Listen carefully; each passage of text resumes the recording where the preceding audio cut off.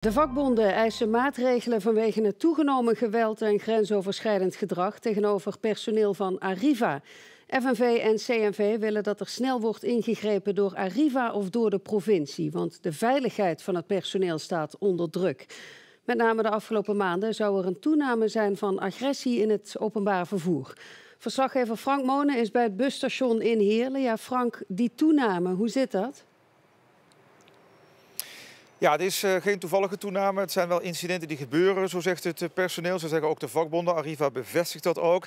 Er is bijvoorbeeld een steward mishandeld op het station in Kerkrade. Hier in Heerlen werd een chauffeur met de pepperspray bespoten. De afgelopen 2 weken zijn er ook weer incidenten geweest met het bespugen van een chauffeur. Er is ook een incident geweest rond het bekogelen met stenen van bussen in Hoensbroek en in Heerlen. Ja, gelukkig geen gewonden, maar de chauffeurs zeggen wel van ja, als dat zo doorgaat, ja, dan is er elke week wel iets en dan moet wel degelijk nu iets aan gebeuren. Ja, en dus willen de vakbonden maatregelen. Jij hebt personeel gesproken. Wat zeggen die verder? Ja, ze hebben officieel een spreekverbod. Ze mogen niet met de pers praten. Maar goed, ze hebben natuurlijk off the record wel heel wat gezegd.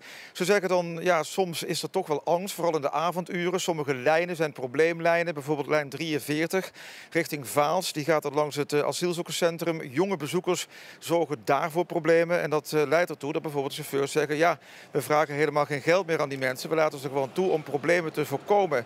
Ja, dat is natuurlijk niet de bedoeling. En Arriva wil daar ook wat aan doen. Alleen de vraag is, wat gebeurt er dan? En daar zijn de chauffeurs toch wel bezorgd over. Ja, Arriva zegt dus we willen wat doen. Heb je enig idee wat ze willen?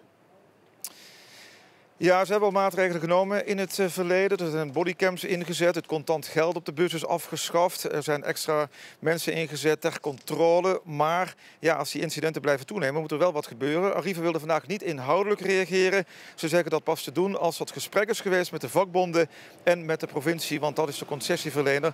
Dan komen ze wellicht naar buiten met extra maatregelen. Frank Monen vanaf het busstation in Heerlen, dank je wel.